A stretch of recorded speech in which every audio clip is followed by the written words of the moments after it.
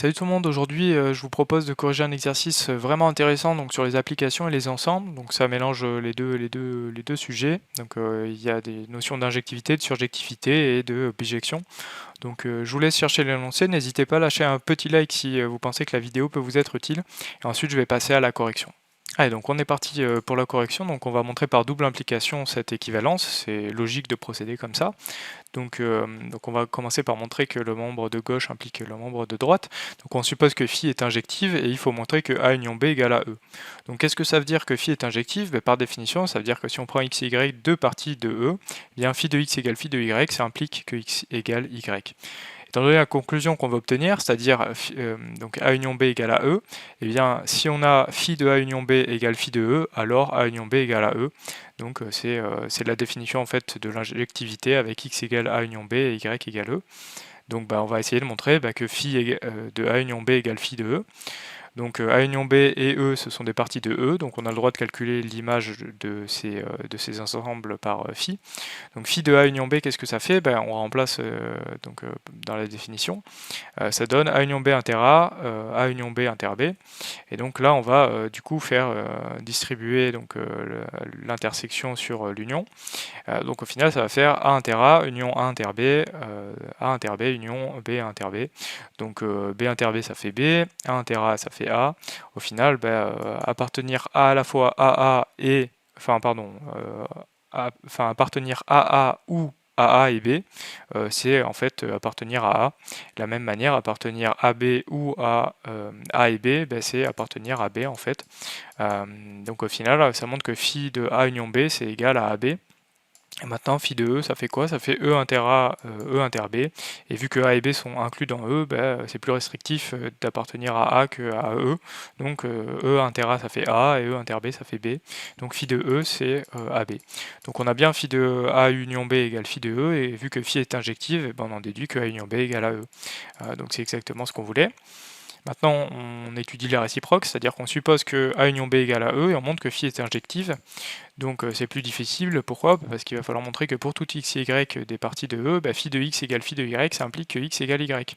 Donc on va prendre x et y deux parties de E, et on va supposer que phi de x égale phi de y, et on va montrer que x égale y, en utilisant évidemment l'énoncé. L'hypothèse de l'énoncé, c'est-à-dire l'hypothèse qu'on a faite, c'est-à-dire A union B égale à E. Donc phi de x égale phi de y, ça donne quoi? Ça donne x inter a, x inter b égale y inter a, y inter b. Donc ça veut dire que x inter a c'est égal à y inter a, x inter b c'est égal à y inter b. Donc on va montrer que x égale y, et pour montrer cette égalité d'ensemble, on va raisonner par double inclusion. Il y a d'autres méthodes, mais bon, on procède comme ça, on est sûr de ne pas se tromper au moins. Donc prenons x dans grand X, vu que x est une partie de E, en particulier x appartient à E. Pourquoi est-ce qu'on dit ça? Parce qu'on a que E c'est A union B. Donc comme ça, si on montre que x appartient à E, on récupère que x appartient à A union B, et donc on va pouvoir récupérer que x appartient à x, et x appartient à A ou B, et donc utiliser les hypothèses 1 et 2, enfin les égalités d'ensemble 1 et 2. Donc E égale A union B, donc x appartient à A union B, donc x appartient à A ou x appartient à B. Dans le premier cas, si x appartient à A, x appartient à x et x appartient à A, donc x appartient à A inter x. Et vu que x inter A, c'est y inter A, x appartient à y inter A, et en particulier x appartient à y. Donc on a montré que si x appartient à x, x appartient à y dans ce cas-là. Et si x appartient à B, c'est exactement la même chose. On a aussi que x appartient à y. Donc dans les deux cas, x appartient à y, et ça montre que x est inclus dans y. Maintenant, pour l'inclusion réciproque, il faudrait faire exactement la même chose, mais en permutant les rôles de x et y, de grand X et grand Y. Donc au final, on ne le fait pas, on dit juste que le raisonnement est symétrique. Donc ça montre que grand X égale grand Y. Et vu que c'est vrai pour toutes les parties de x et y, ça montre que phi est injective. Et donc ça montre l'équivalence comme voulu. Donc on est parti pour la deuxième question, il faut montrer que phi est surjective si et seulement si A inter B égale l'ensemble vide. Donc encore une fois, on va raisonner par double implication, donc on va supposer dans un premier temps que phi est surjective et montrer que A inter B égale l'ensemble vide. Donc supposer que phi est surjective, qu'est-ce que ça veut dire? Ça veut dire que pour toute partie C et D, partie respective de A et B, il existe X une partie de E telle que C et D égale phi de X. Ça veut dire quoi? Ça veut dire que CD c'est égal à X inter A A x inter B, et donc C c'est égal à x inter A et D c'est égal à x inter B. Et il faut montrer donc que A inter B égale l'ensemble vide. Donc il faut bien choisir les valeurs de C et D pour obtenir ce résultat-là. Donc on va prendre C égale A inter B, on va voir que D égale l'ensemble vide va convenir. Donc effectivement, ça nous donne A inter B égale x inter A et x inter B égale l'ensemble vide. Donc effectivement, si on prend x qui appartient à A inter B, eh bien on a que x appartient à A et x appartient à B. Et vu que A inter B c'est égal à x inter A, en particulier x appartient à grand X, et donc x appartient à grand X inter B, et donc il appartient à l'ensemble vide. Et donc ça montre que du coup A inter B est inclus dans l'ensemble vide et la réciproque est immédiate. Donc voilà, on a montré ce qu'on voulait. Maintenant il nous faut montrer la réciproque, c'est-à-dire on suppose que A inter B est égal à l'ensemble vide et on montre que phi est surjective.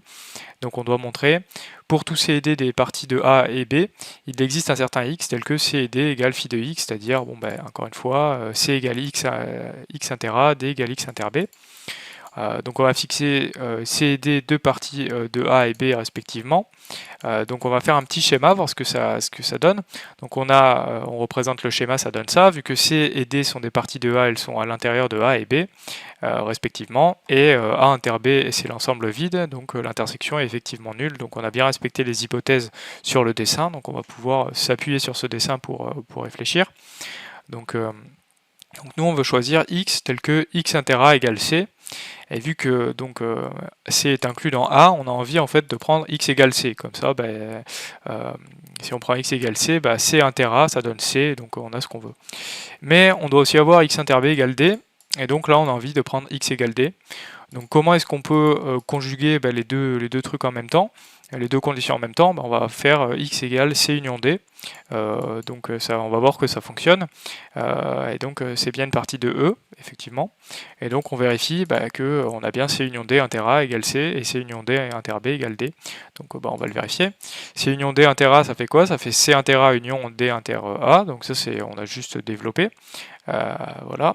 Maintenant C inter A, c'est quoi? C'est C, puisque C est inclus dans A, c'est ce qu'on avait dit tout à l'heure. Et D inter A, c'est quoi? C'est inclus dans A inter B, qui est égal à l'ensemble vide par hypothèse. Et donc, puisqu'effectivement D est inclus dans B, donc D inter A, c'est inclus dans A inter B. Et donc, on récupère que C union D inter A, c'est bien C. Donc voilà. Et de la même manière, on montre que C union D inter B, c'est B. Et donc, on a que x égale C union D convient, et ça montre que phi est bien surjective. Et donc on a montré le résultat que l'on voulait, à savoir que phi est surjective si et seulement si l'intersection de A et B est réduite, et en fait l'ensemble vide. Allez, donc question 3, en fait c'est une question piège, parce qu'en fait c'est la dernière question, elle est très simple. Donc quand on a étudié la surjectivité, en fait on a trouvé la bijection réciproque, mais effectivement, si et seulement si A inter B est égal à l'ensemble vide et A union B est égal à E, et bien phi est bijective dans ce cas-là et seulement dans ce cas-là. Et donc on a montré que phi moins 1 de CD c'était égal à C union D. Et donc voilà, on a bien trouvé l'expression que l'on voulait. Voilà, donc c'est fini pour cet exercice qui est pour moi l'un des meilleurs problèmes sur ces sujets-là, en fait, sur les sujets à la fois d'ensemble et sur les sujets d'application. Donc c'est un exercice qui est plutôt abstrait et qui a quand même un intérêt, puisque on travaille sur des unions disjointes, et en fait en dimension finie c'est un résultat qui a de l'intérêt, donc et aussi qui a de l'intérêt du point de vue des probabilités. Donc voilà, en tout cas j'espère que tu auras appris des choses. N'hésite pas à t'abonner, à lâcher un petit like et à mettre la cloche, et j'espère te retrouver sur une prochaine vidéo de maths. Salut!